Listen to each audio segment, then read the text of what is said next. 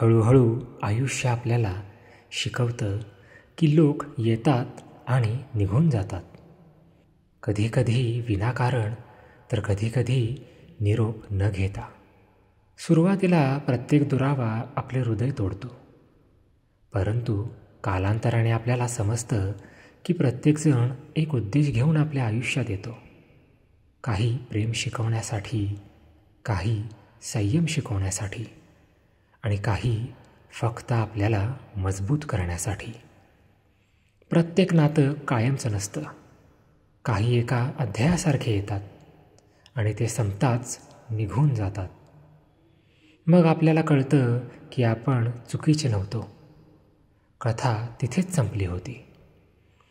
आणि जेव्हा आपण हे मनापासून स्वीकारतो तेव्हा आपल्याला एक विचित्र शांती मिळते की आपल्याकडे जे आहे तेच आपलं आहे आणि ज्याने सोडलं त्याचा काळ संपला आहे.